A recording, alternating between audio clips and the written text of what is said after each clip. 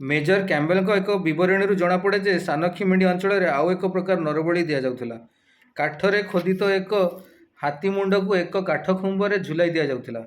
ହାତୀ ଖେମୁଣ୍ଡି ରାଜବଂଶୀୟଙ୍କ ଏକ ପବିତ୍ର ଚିହ୍ନ, କାରଣ ସେମାନେ ଗଜପତି ଉପାଧି ଧାରଣ କରନ୍ତି।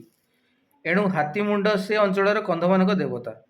ଏହି ଖୁମ୍ବରେ ମେରିଆକୁ ବାନ୍ଧି ଦେବା ସଙ୍ଗେ ସଙ୍ଗେ ସେଠାରେ ଉପସ୍ଥିତ କନ୍ଧଜନ୍ତା ଏକ ସ୍ୱରରେ କୋଳାହଳ କରି ଉଠୁଥିଲେ। ଜାନିଙ୍କ ଠାରୁ ସଂକେତ ପାଇବା ମାତ୍ରେ ବଳି ଦେହରୁ ଖଣ୍ଡ ଖଣ୍ଡ କରି ମାଂସ କାଟି ପକାଉଥିଲେ।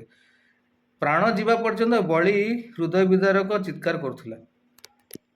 ତାଙ୍କର ଆଉ ଏକ ବିବରଣୀରୁ ଜଣାପଡ଼େ ଯେ କନ୍ଧମାନେ ଧାନ ବିଲ ମଧ୍ୟରେ କୋଳାହଳ କରି ମେରିଆକୁ ଘୋଷାଡ଼ି ଘୋଷାଡ଼ି ଆଣୁଥିଲେ ଏବଂ ତାହାର ମାଂସକୁ ଖଣ୍ଡ ଖଣ୍ଡ କରି କାଟି ପକାଉଥିଲେ, କିନ୍ତୁ ମୁଣ୍ଡ ମୁହଁ ପେଟଟିକୁ କାଟୁ ନଥିଲେ।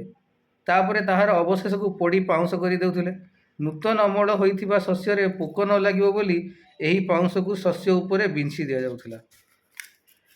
ମେରିଆ ନରବଳି ପ୍ରଥା।